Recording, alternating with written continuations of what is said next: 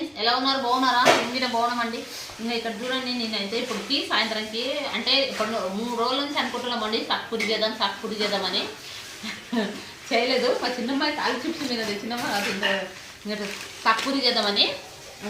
ఇప్పుడు నేను పిండి అయితే దడిపిన, ఇంకొక కిలో తెప్పించిన. ఇంకా ఇక్కడనేమో దానికి కావాల్సిన రెసిపీగో పచ్చిమిరపకాయలు ఉల్లిగడ్డ కోసి పెట్టుకున్నా ఫ్రెండ్స్. నేను ఇప్పుడు సాకుపూరి చేస్తాం. 3 రోజుల నుంచి అనుకుంటాం సాకుపూరి చేద్దాం అనుకుంటాం. అయితే లేదు, టైం దొరుకుతాం లేదు. నిన్న అనుకున్నాం, నిన్న చపాతీలు చేసినాం. ఇంకా సర్లే ఇప్పుడు చేద్దాంలే అని చేయడానికి పిండి దోమలు వచ్చినాయి. ఇది పిండి తడుపుతున్నా, పూరి చేసేస్తా. సాగు పూరి ఇది ఎట్లా చేస్తారో సాగు అనేది పెడతా. ఇప్పుడు నేను పిండి అయితే నడిపిన, ఇంకా మళ్ళీ రేపటికి కొద్దిగా చపాతీల కానీ ఇక్కడ పిండి తడిపి పెట్టిన. ఎందుకంటే కొంచెం నడిపి పెడితే బాగుంటుంది. మెత్తగా ఫ్రిడ్జ్లో పెట్టేస్తా. ఇదేమో ఇప్పుడు పూరి చేయడానికి. పూరీలు అసలు నూనె వస్తుంది నైట్కి తింటాను కానీ నేనైతే చేస్తున్నా.